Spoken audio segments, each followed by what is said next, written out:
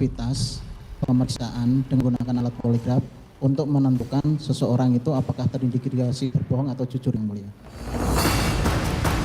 Keterangan ahli poligraf Polri Aji Febrianto Ar-Rosyid di persidangan pada 14 Desember lalu menjadi sorotan karena mengungkap indikasi kebohongan atau kejujuran dari pemeriksaan Ferdy Sambo dan Putri Chandrawati.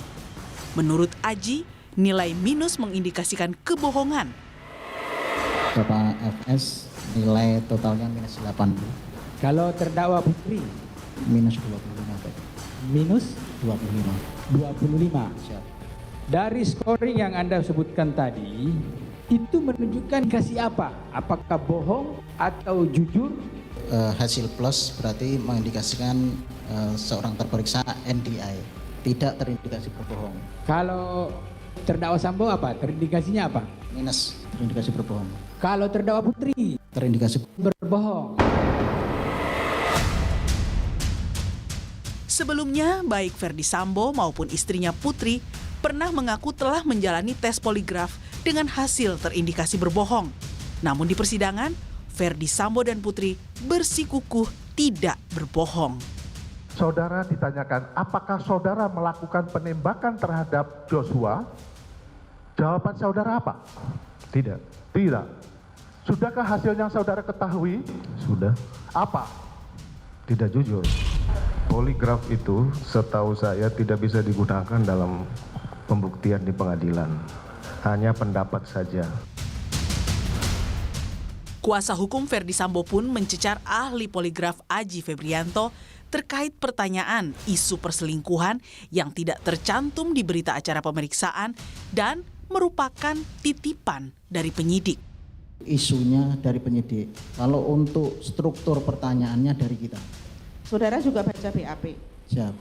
Dari kejadian dan BAP yang tidak ada unsur perselingkuhan, tetapi ahli menanyakan soal perselingkuhan karena titipan dari penyidik. Request dari penyidik. Dari 5 terdakwa kasus pembunuhan berencana Brigadir Yosua Huta Barat, hanya 2 terdakwa yang hasil tes poligraf terindikasi tidak berbohong, yakni Richard Eliezer dan Ricky Rizal. Sementara Kuat Ma'ruf juga terindikasi berbohong saat menjawab tidak melihat Ferdy Sambo menembak Yosua. Bahwa saya sudah jujur kalau saya tidak melihat, tapi di poligraf kok masih berbohong gitu aja. Ya. Terima kasih yang mulia. Ferdy Sambo, Putri Chandrawati, dan Kuat Ma'ruf bisa saja membantah hasil tes poligraf. Yang jelas, poligraf memiliki cara kerja sendiri untuk mengukur seseorang terindikasi berbohong atau tidak, sehingga digunakan kepolisian untuk penyelidikan tindak pidana.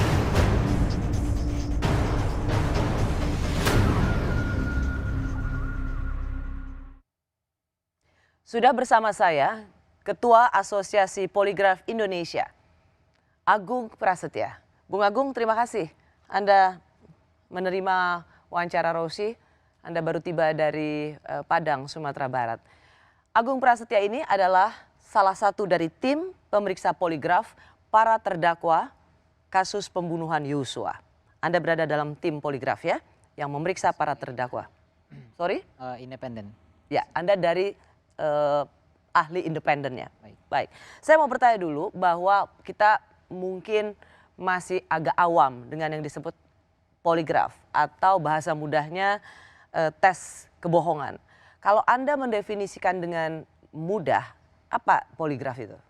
Sebetulnya kalau kita definisikan secara lebih awam lagi, itu adalah tes konfirmasi sebetulnya. Mengkonfirmasi seseorang ini apakah dia berbohong atau tidak.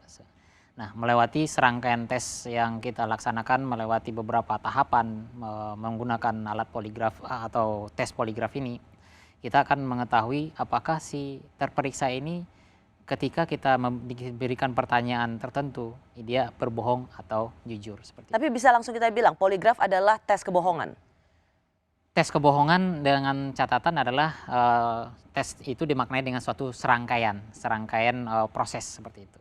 apakah dia disebutnya juga lie detector. Betul. Jadi untuk mendeteksi kebohongan. Apakah kemudian sama dengan metal detector? Kalau kita masuk ke satu tempat maka ada metal detector, jika metal dia langsung berbunyi. Apakah poligraf juga demikian? Begitu kita ditanyakan sesuatu, maka dia langsung memberikan reaksi, kita bohong atau enggak? Baik, sebetulnya kalau kita memaknai detektor adalah suatu alat deteksi yang akan memberikan informasi secara langsung, maka poligraf dia harus dilakukan suatu interpretasi dulu. Nah, interpretasi ini enggak melulu melalui hasil grafiknya, tapi melalui juga serangkaian bagaimana ketika dilewati pretestnya, kemudian baru tes poligrafnya sendiri, seperti itu. Oke, jadi kalau pastinya lie detector ini berbeda langsung seperti metal detektor. Begitu misalnya orang menjawab ya, menjawab tidak, langsung kelihatan dia bohong. Enggak gitu ya? Tidak. Enggak seperti metal detektor ya? Dia tidak akan memberikan suatu suara tertentu atau memberikan suatu reaksi tertentu alatnya ya, bahwa dia ini berbohong atau sedang jujur, seperti itu. Nanti ada ahlinya lagi yang akan menginterpretasikan itu secara bersama-sama, seperti itu. Oke, jadi kalau misalnya lie detector atau poligraf ini, dia harus melewati satu proses tes. Jadi nggak ujuk-ujuk langsung ditanya gitu? Betul. Oke, gimana ceritanya? Jadi seseorang yang akan dites itu nanti ada pelimpahan dari penyidik atau dari orang yang akan meminta poligraf. Nah, di sanalah nanti penyidik atau orang yang meminta poligraf itu meminta suatu isu, memberikan suatu isu tertentu. Misalnya isu misalnya terkait suatu pembunuhan. Nah, kita akan meminta bagaimana visumnya, kemudian bagaimana BAP-nya. Dan kemudian kita akan bertanya kepada penyidik arahnya ini mau ditanyakan apa, seperti itu. Tujuannya adalah untuk mendapatkan membantu penyidik arah penyelidikan dia seperti apa nantinya, seperti itu. Baru setelah itu kita diskusikan bagaimana pertanyaan poligrafnya. Nah, di dalam tim pemeriksa nanti akan dilihat apakah orang ini layak dipoligraf atau enggak. Maksudnya layak secara pertanyaan yang diminta oleh penyidik. Oh, jadi ada dites lagi ya, apakah seorang ini layak atau bisa atau mampu untuk dites secara poligraf. Nah, itu nanti di tahapan sebelum tesnya nanti itu. Nah, maksud saya adalah di tahap penyidik meminta itu kita akan menganalisa apakah permintaan penyidik ini bisa kita ambil atau tidak, seperti itu. Apa yang bisa membuat permintaan penyidik ini tidak bisa kita ambil? Contohnya adalah misalnya kadang-kadang ada penyidik itu meminta pertanyaan terbuka. Misalnya dipasangi alat, nanti penyidik akan bertanya secara pertanyaan kayak seperti wawancara. Nah, itu tidak bisa kita lakukan. Nggak bisa ya. Jadi poligraf itu memang hanya ya atau tidak? Ya atau tidak, dan itu spesifik untuk satu isu tertentu, seperti itu. Misalnya pembunuhan, ya pembunuhan. Nanti kita lihat visumnya adalah misalnya pemukulan ke arah kepala misalnya. Makanya kita akan memberikan pertanyaan apakah si terperiksa ini memukul kepala si A, seperti itu. Ini kan masih menjadi kontroversi poligraf dan dianggap bahwa keilmuan ini yang Anda miliki ini untuk mendeteksi kebohongan melalui serangkaian proses ini sesuatu yang tidak dapat diandalkan. Apa tanggapan Anda? Baik, saya ambil kata-katanya Pak Aji. Dia bilang bahwa ilmu itu pasti memiliki kontroversi, itu yang pertama. Yang kedua adalah poligraf ini berangkat dari serangkaian penelitian ilmiah yang dilakukan di Amerika, khususnya di Asosiasi Poligraf Amerika telah melakukan banyak penelitian. Terkadang untuk menegakkan satu metodologi poligraf tertentu, misalnya kita menggunakan di sini adalah Utah ZCT.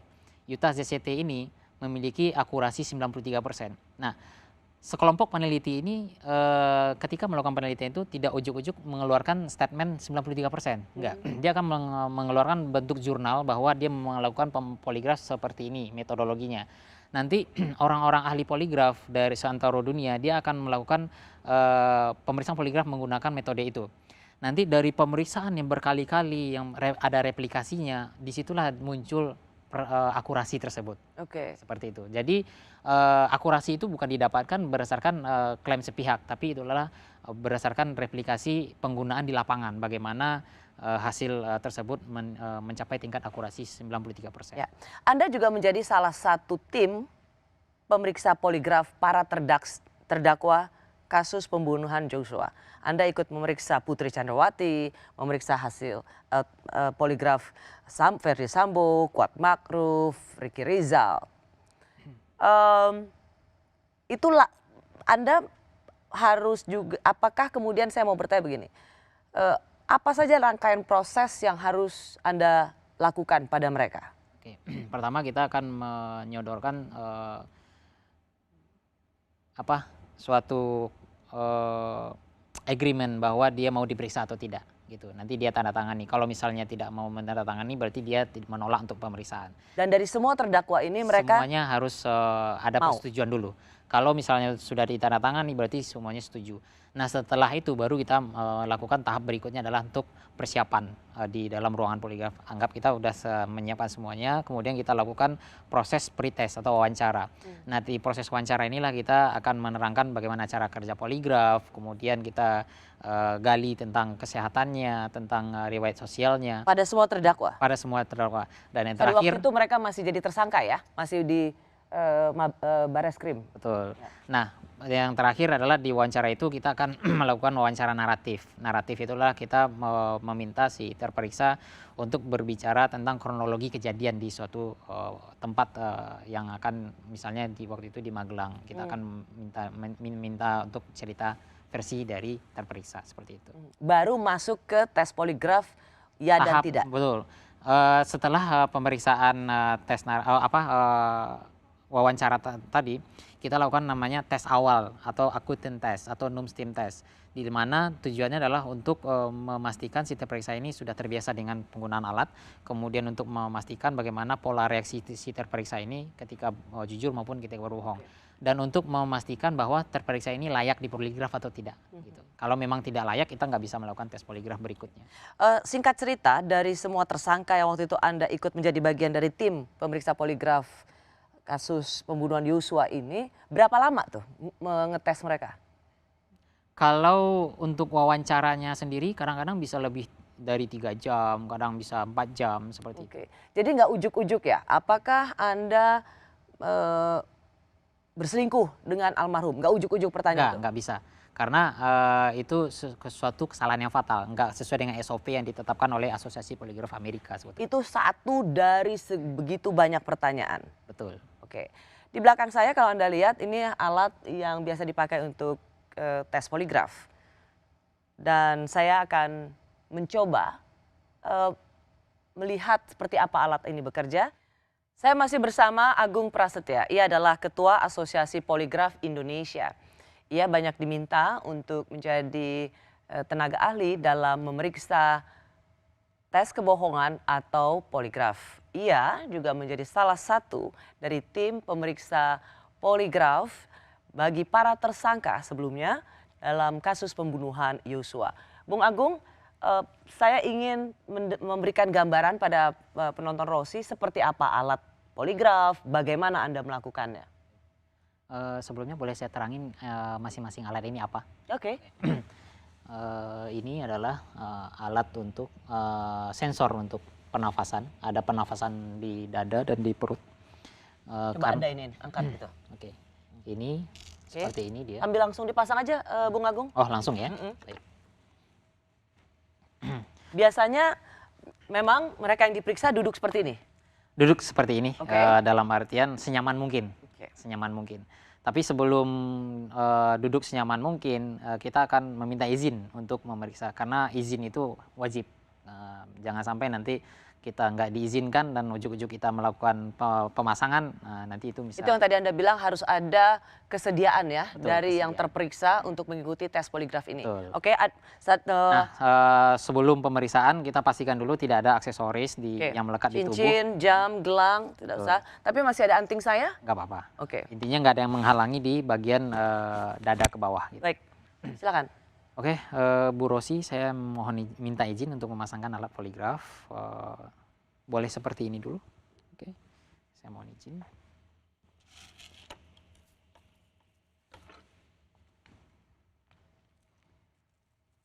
Ini yang tadi Anda sebut alat pernafasan? Betul. Ini adalah alat untuk pernafasan bawah, perut.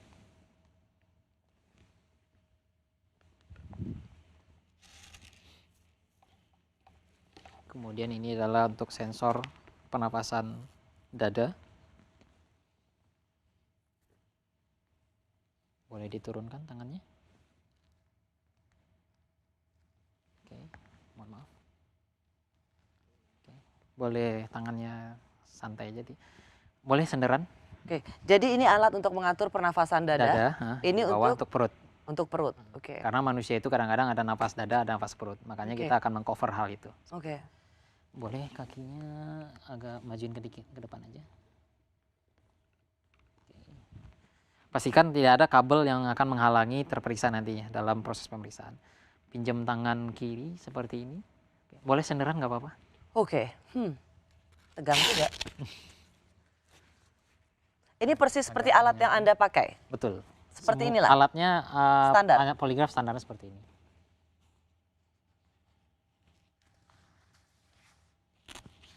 Oke, boleh diturunkan tangannya. Oke. Kemudian yang tadi itu adalah untuk sensor blood pressure atau kardio.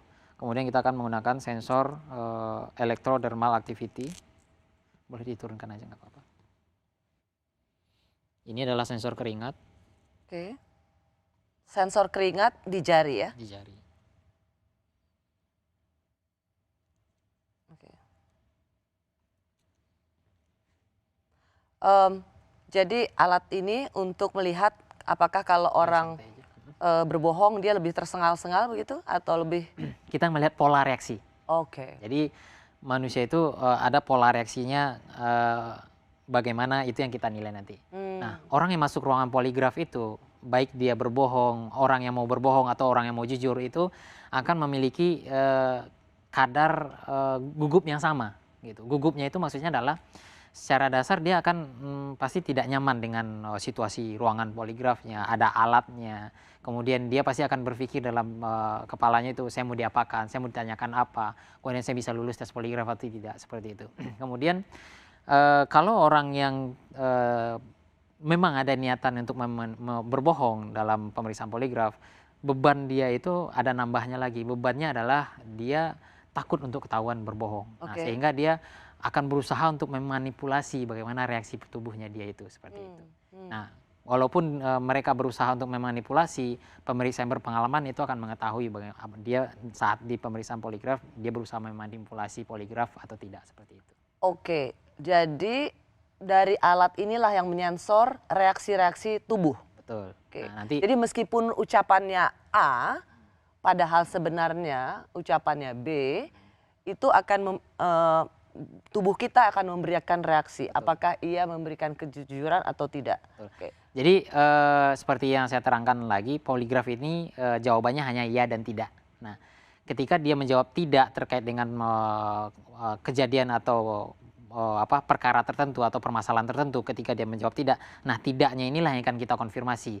Apakah tidaknya ini jujur atau tidaknya ini berbohong. Baik, gitu. Kita langsung aja Bung Agung. Baik.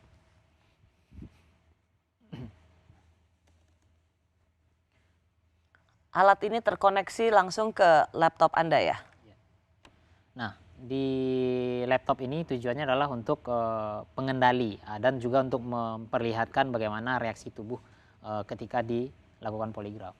Nah, sebelum kita melaksanakan pemeriksaan poligraf, kita akan memberikan tekanan tertentu ke jantung atau ke lengan kirinya Bu Rosi.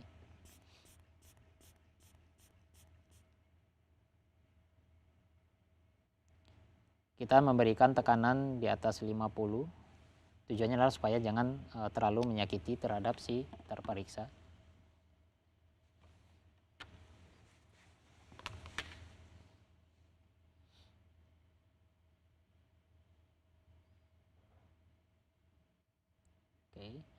Oke, baik Bu Rosi, boleh kita mulai? Silakan.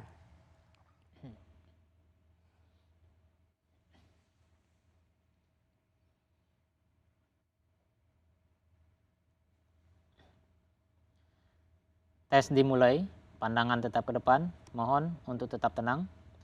Dengarkan pertanyaan dengan baik, fokus terhadap pertanyaan yang saya berikan. Jawab jujur setiap pertanyaan dengan jawaban ya atau tidak.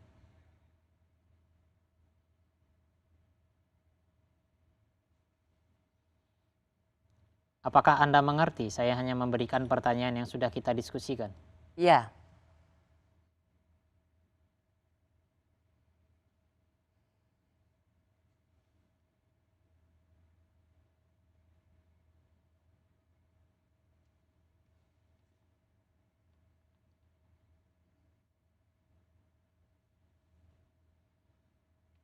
Berkaitan dengan kasus penilaian terhadap poligraf, apakah Anda akan menjawab 100% jujur? Ya.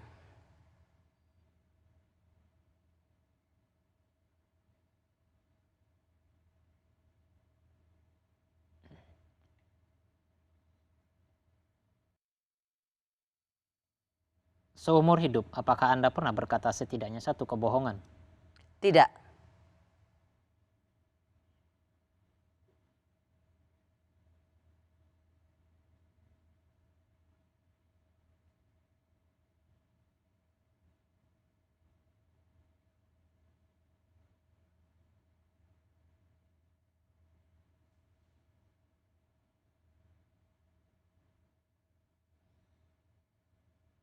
Apakah Anda nyaman di poligraf?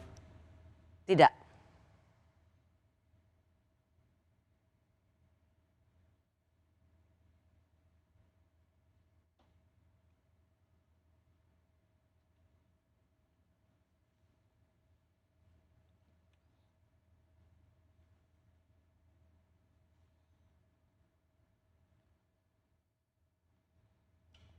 Tes selesai, pandangan tetap ke depan, mohon untuk tetap tenang. Tunggu aba-aba selanjutnya.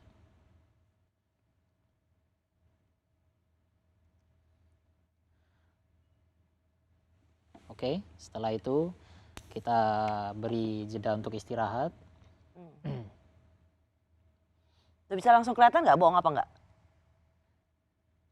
Ini sebetulnya adalah suatu rangkaian pemeriksaan yang bukan terstandarisasi. Standarisasi maksudnya bukan skala lab.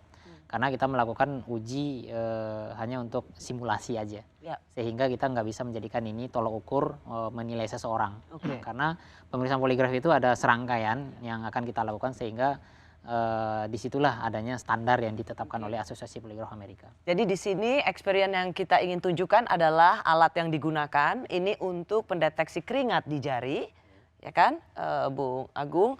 Lalu juga ada deteksi nafas untuk dada dan deteksi nafas di bagian perut, Betul. gitu ya. Nah, inilah yang akan mendeteksi reaksi-reaksi tubuh saat berkata iya atau tidak. Tentu saja ini apa yang tadi Anda tanyakan pada saya tidak bisa menjadi referensi bohong atau tidak. Karena yang seperti tadi Anda katakan ini melalui seluruh rangkaian yang sangat panjang, bisa 3-4 jam. Ada pemeriksaan awal dulu gitu ya. Tapi tetap saya penasaran apa Baik. reaksinya. Mungkin bisa ngelihat di sini adalah, mungkin saya ngadep kemana nih? Gak apa-apa, situ aja. Jadi di sini Bacain aja. baik. Di sini ada pertanyaan yang kita highlight itu adalah pertanyaan kontrol. Di mana pertanyaan kontrol ini terkait dengan apa yang telah ditetapkan oleh John Reid waktu tahun 47. Tujuannya adalah untuk memberikan perimbangan terhadap pertanyaan relevan sebetulnya. Nah, di sini kita bandingkan pertanyaan relevan dan pertanyaan kontrol. Di mana ketika reaksi tubuh di kontrol itu lebih tinggi. Kontrol itu yang apa? Pertanyaannya misalnya apa? Seumur hidup tadi. Oke, saya bilang kan pernah berbohong atau tidak sekali gitu kan? Betul. Saya jawab tidak. Ya, betul. Oke, di Nah, situ? Di sini reaksinya tinggi gitu kan. Kalau ini dengan catatan ya, ini nggak bisa kita jadikan referensi. Kalau melihat dari sini kita melihatnya hasilnya itu adalah jujur bahwa adanya kekhawatiran pemeriksaan poligraf saat ini seperti itu. Yang pertanyaan relevannya adalah apakah Anda nyaman? Sorry. Kan tadi apakah Anda pernah berbohong paling tidak 1 kali? Saya bilang kan tidak. Seumur hidup. Nah, Di itu sini reaksinya? ada reaksi yang diberikan. Nah, kita lihat juga pertanyaan relevannya. Pertanyaan relevan ini, apakah Anda nyaman di poligraf, kan seperti itu. Nah, di sini yang akan kita bandingkan adalah tinggi reaksinya di kontrol dan tinggi reaksinya di relevan. Nah, kalau reaksi di kontrol itu lebih tinggi dari relevan, berarti dia jujur gitu, bahwa memang dia tentang nyaman di poligraf itu ya Tadi kan jawabannya apakah nyaman di poligraf? Tidak. Tidak gitu kan. Nah, tidaknya itu adalah jujur, berarti dia nyaman-nyaman aja di poligraf saat ini, seperti itu. Ya, jadi dilihat dari reaksinya ya. Betul. Baik, kita akan masuk lagi ke pertanyaan seputar ribut-ribut hasil poligraf di sidang Sambo.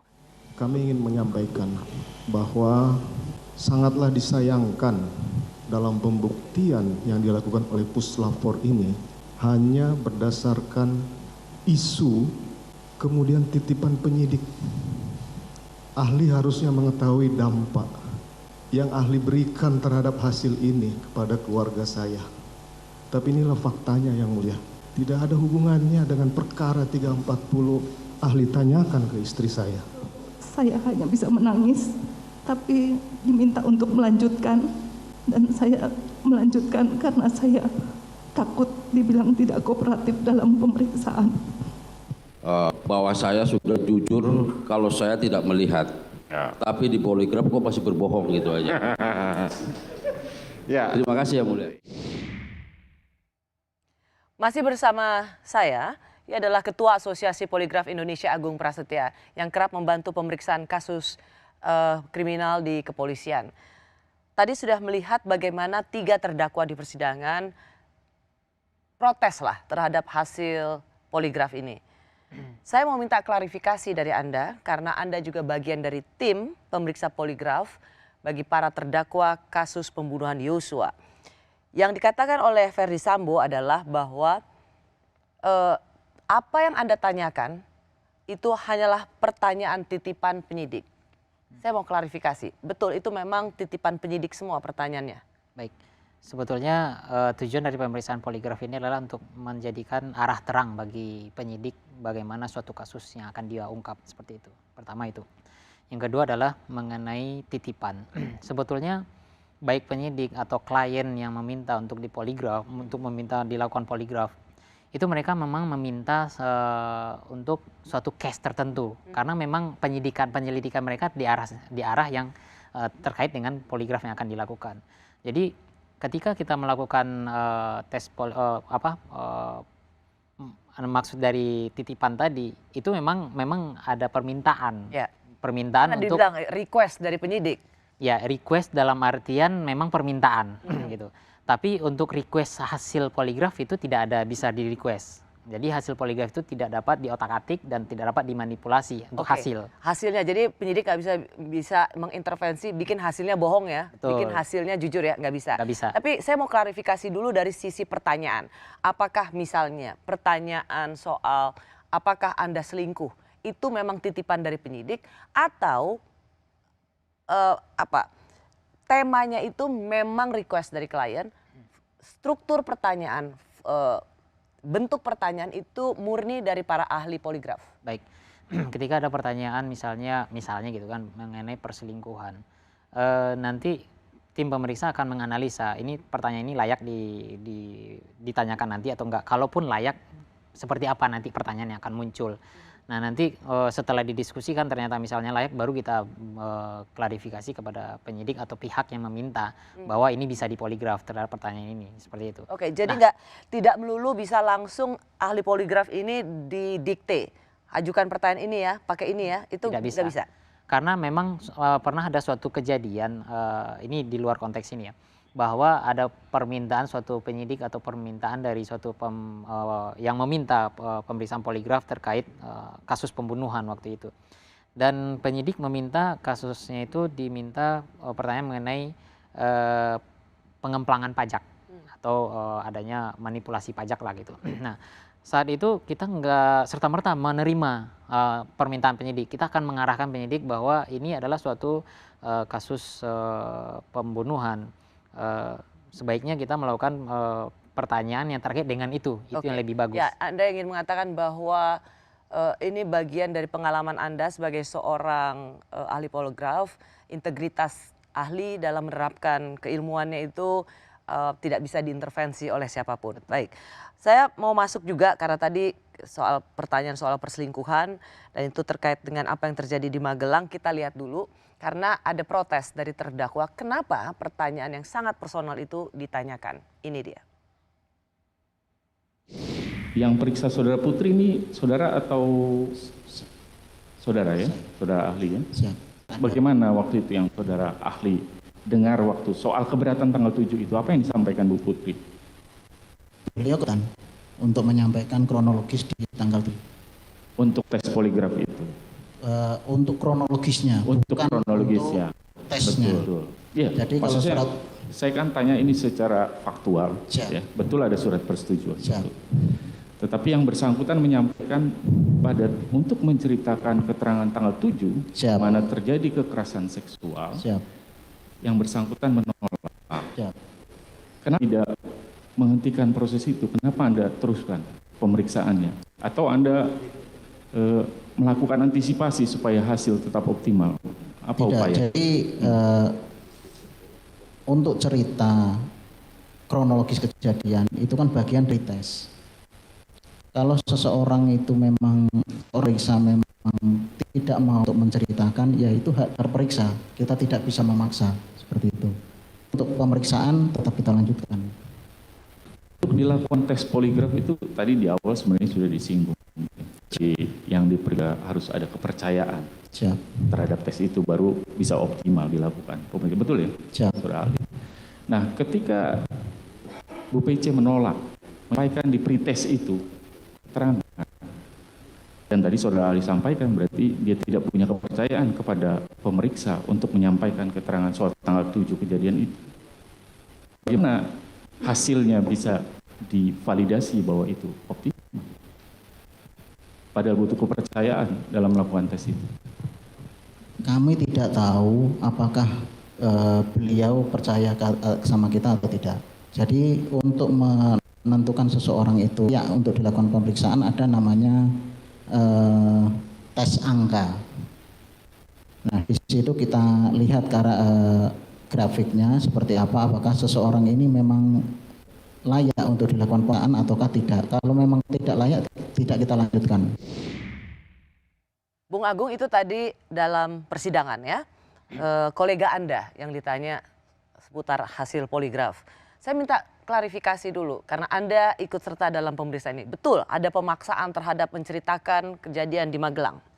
Sebetulnya mengenai cerita itu adalah cerita kronologis seperti yang dibilang tadi. Itu adalah cerita dari sisi terperiksa sebetulnya. Sebetulnya tujuan dari cerita kronologis itu adalah untuk membangun pemahaman utuh bagi pemeriksa, bagaimana sih situasi kejadian itu gitu.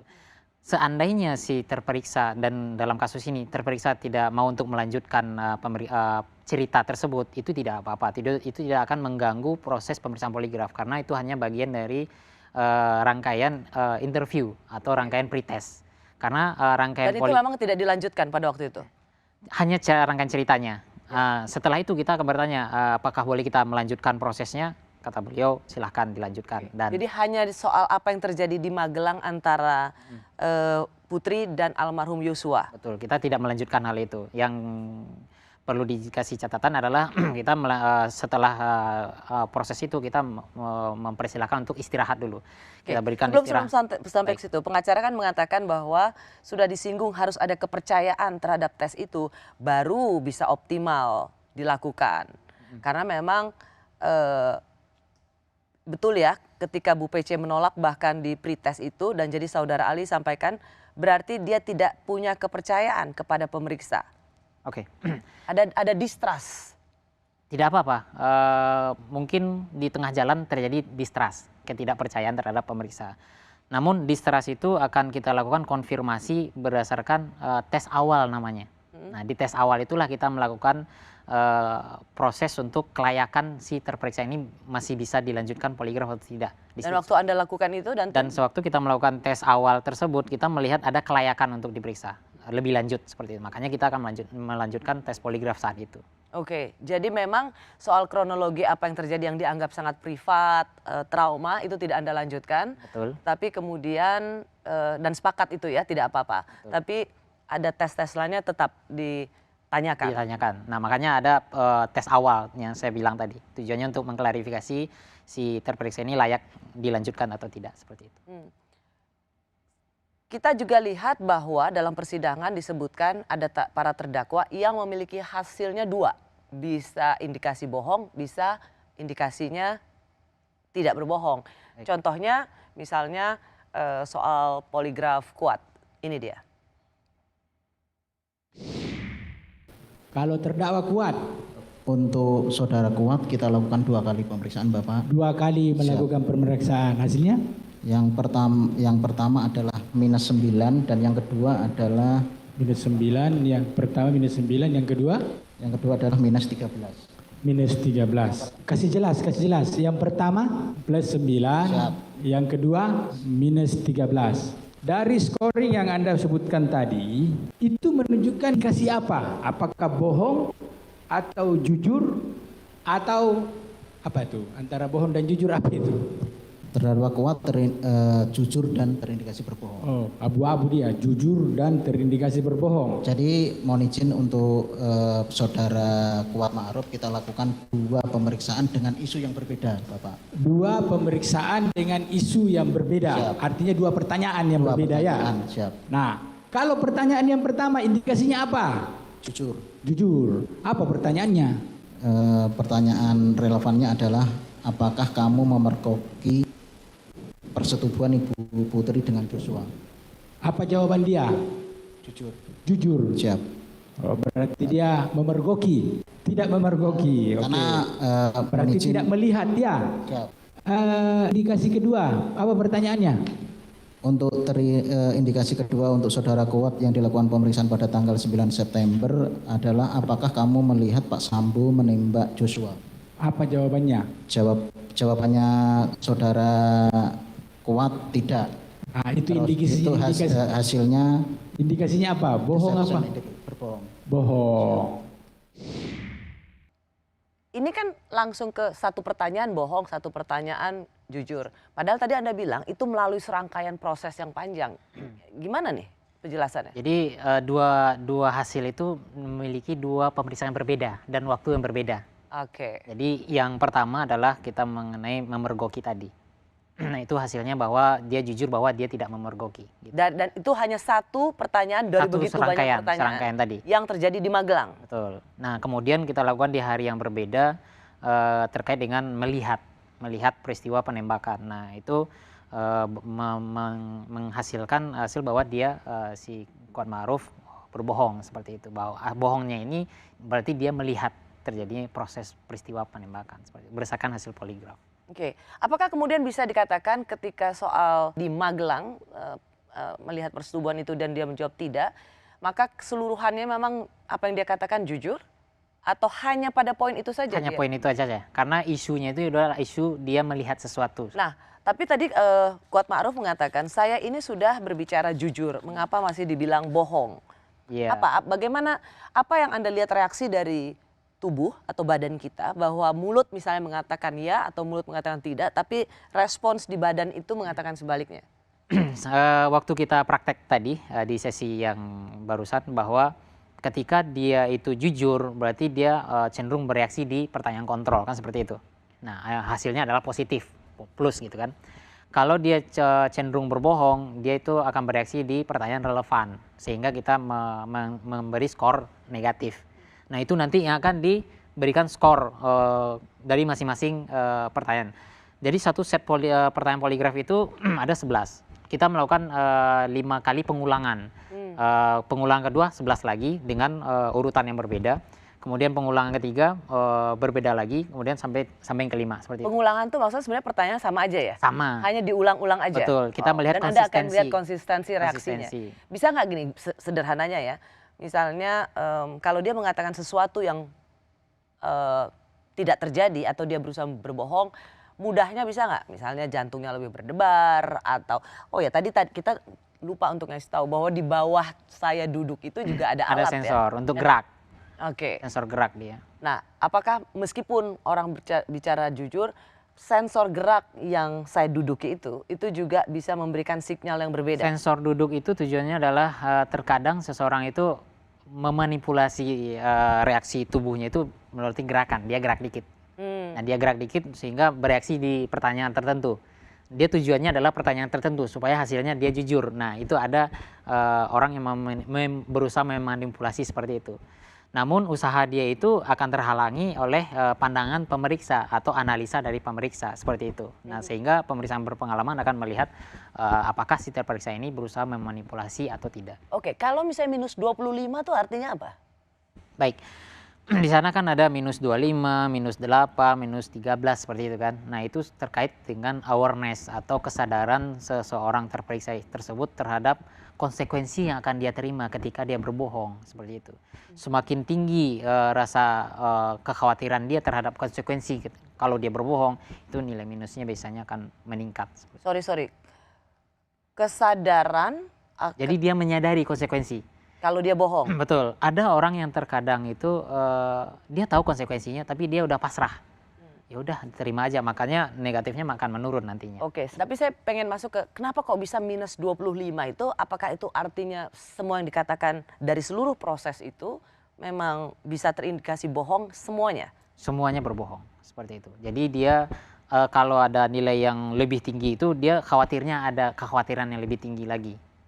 Terkait dengan kalau dia berbohong ini dia akan merasakan konsekuensi baik dari orang sekitarnya, sosial atau masyarakat seperti itu. Biasanya seperti itu kaitannya.